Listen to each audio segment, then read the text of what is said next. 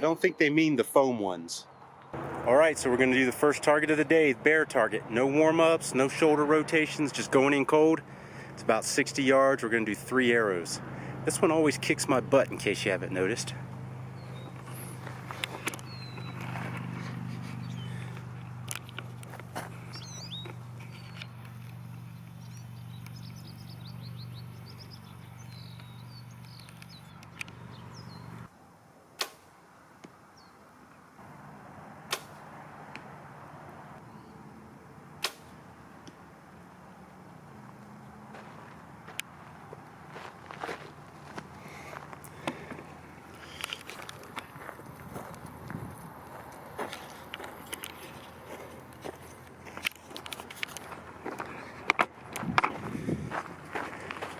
Well, I hit it all 3 times, so that's a start.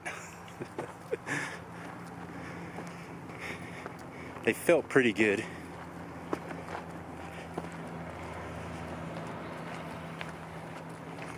Oh, I don't think I've ever done this good.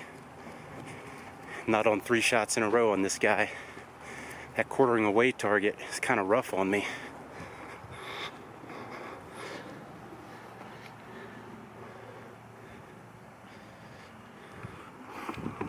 I think overall that group, if it was just a couple inches forward, maybe 2 inches forward, that'd be just about right.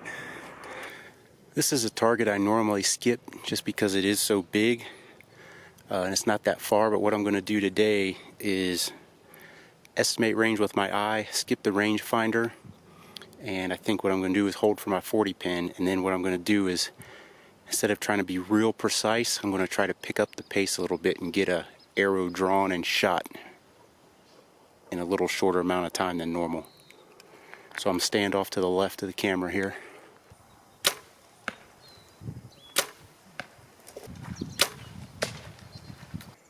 Well, that noise on that last shot, I thought maybe it hit a wet spot or something like that, but what I did was I hit the knock.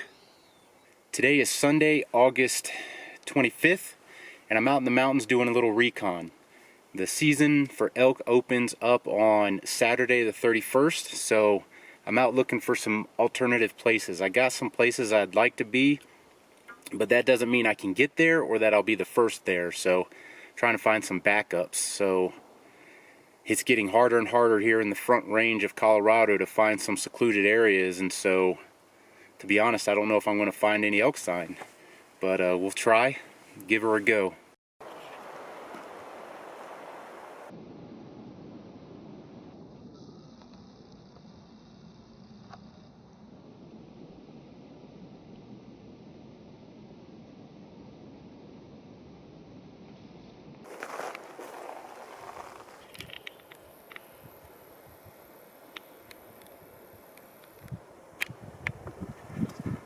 I haven't even left my car. I haven't even left the car. So because I saw that elk right over here, I took my time getting ready to leave. Baby snowflake back there. Let it continue on so I don't booger him up, because this kind of finger I'm walking down that he crossed over, when I drop off the backside a few hundred feet, that's my first set of water holes to check. So I don't want to booger him up, so I just let him have an extra few minutes. Took my time putting on a new shirt, grabbing a couple things. But I am going to mark this little spot, especially if I see a trail. It's kind of a low spot on this finger, so it's kind of like a small saddle. Makes sense they'd cross right there. I think that's the top right down there. That one's been beat up. Looks like this spot's been beat up over the past couple years. That one's still sticky. That one looks like last year. That one is definitely way older. But going down this ridge, there is some sign. Nothing crazy, but I haven't seen any, so anything looks good right now. Well, we're at the first spot I wanted to see.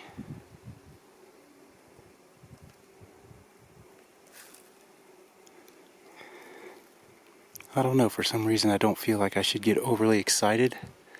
However, if the hunting pressure's on, this is the most remote spot that I'm going today. So this could get active later, maybe.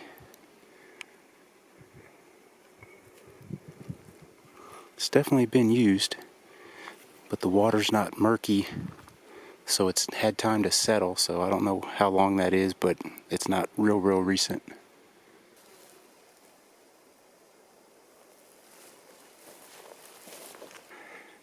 That's a big bed. It's like 5 foot by 4 foot.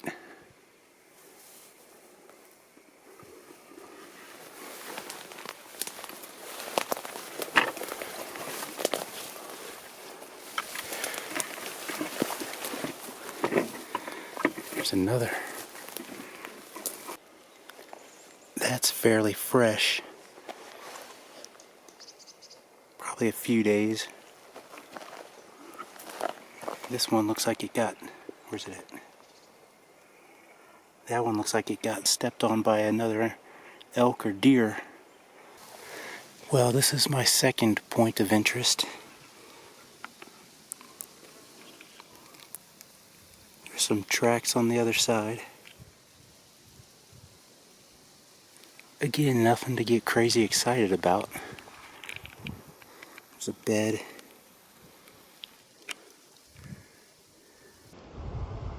Beautiful rock formations.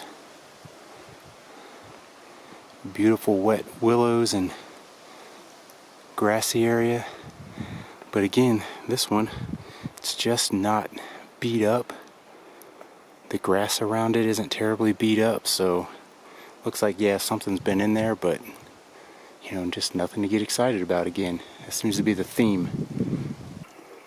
Second to last spot I'm checking out on this leg. It's a really sizable water hole, but it's not murky. I don't see a whole bunch of trails coming in and out. It's not all beat down around here. Weird. Well, this explains what I heard a minute ago.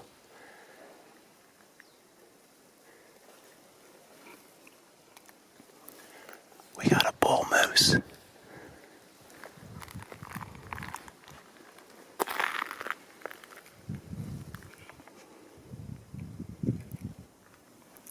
He is dark, I mean black.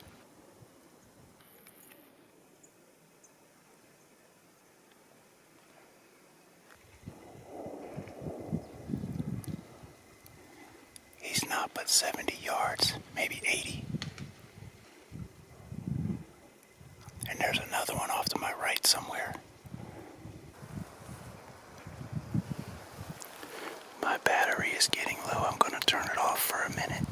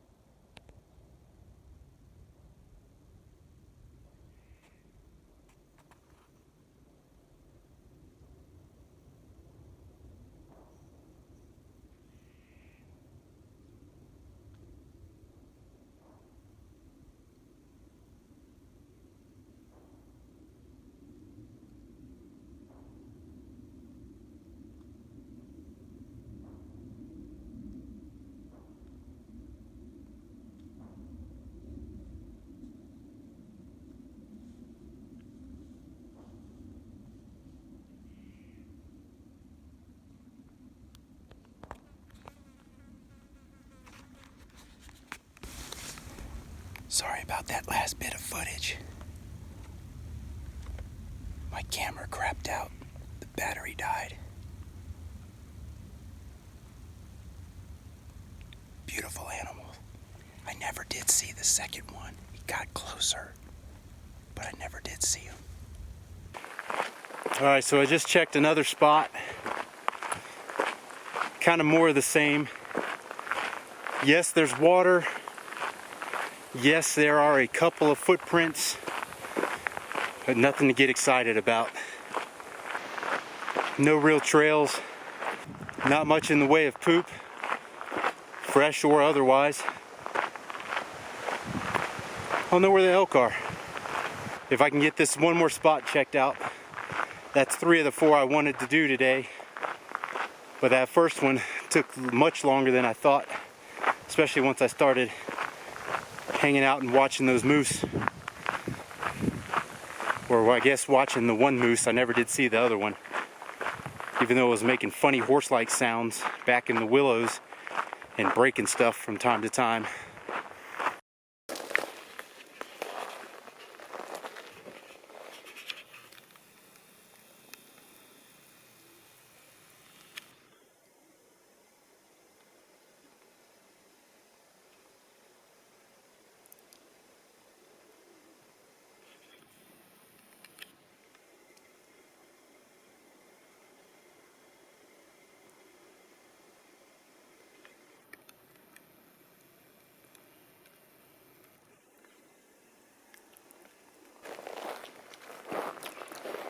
I'm just going to kind of go back where I came from, get up a little higher,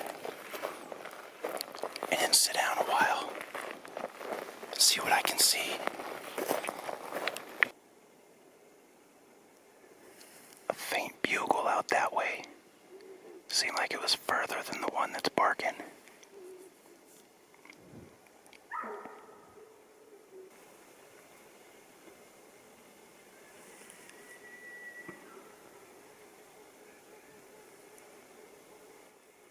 We got some bugling, we got some barking, we got cows.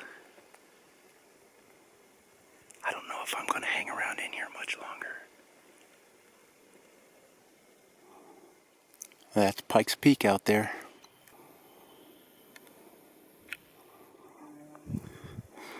Those elk are right over there. Look, I gotta fly. Those elk are just right over there.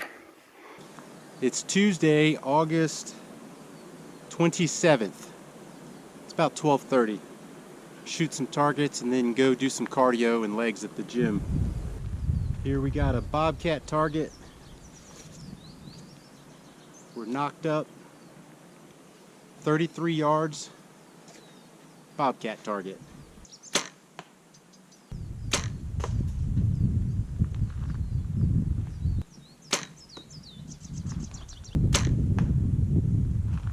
So my second shot, I lined it up on my 40 pin instead of my 30 pin. That's something I try to work on at the static range because 40, 50, 60, 70, I shoot all of that off of the 40 pin, so my eye goes right to that 40 pin all the time. So when I leave the static range, I usually shoot some 20s and 30s to try to break my mental eye off of that. But right here, I just did that and I paid the price. Big whiff, not even close.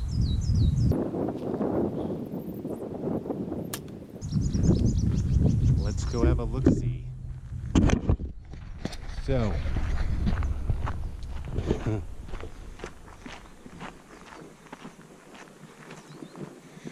when you shoot at a target that's 33 yards and you use your 40 pin, it's usually a big miss. In this case it is. Let us find. There's my 4.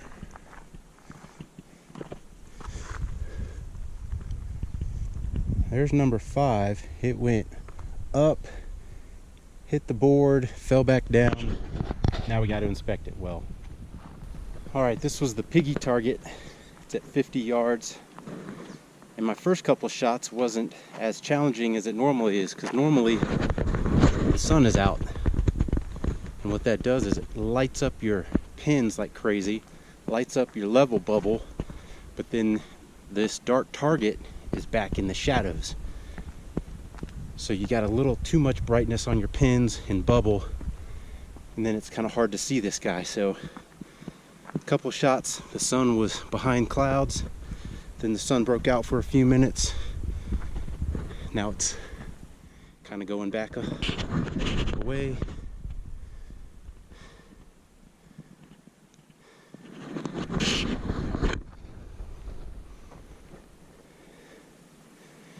It's like I shoot right on this target when the sun's out, and I shoot left. Right and left. Kind of weird. That sun just messes you up. You can't see the target so good. And then maybe I guess I end up shooting center mass. I don't know.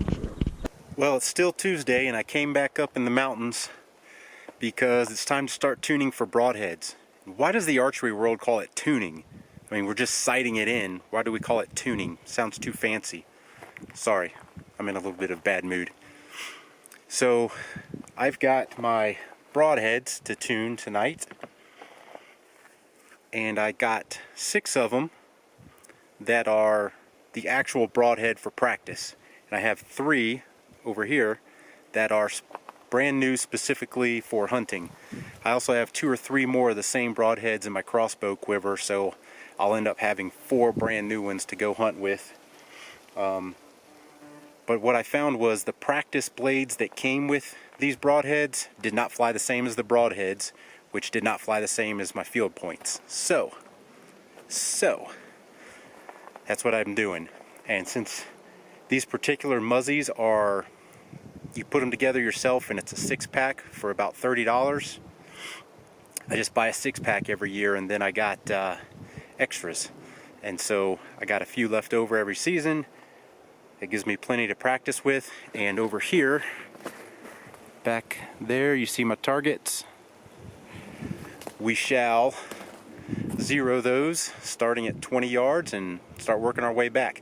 I'll be up here tomorrow night as well to do some more fine-tuning with the bow and to re-scout the place I ran into the elk on Sunday night. So that's what I'm going to do here tonight as well. I'm near the second place I looked last on Sunday night and didn't really find anything. So that's about a ridge and a half over. So I'm going to shoot for a little bit and then suit up and go that way about a quarter mile and get closer to where it was, because it was a lot of water and I just kind of want to listen. I don't expect to see anything where I'm going to stand, but I want to listen and see if I can hear any bugles and whatnot in the vicinity, and then I can mark those on the map as well and get a little better idea of what I got going on. So let me get to shooting this bow, see how far I'm off with the broadheads. Alright, here's going to be my first shots at 20 yards. Last year, they were low right.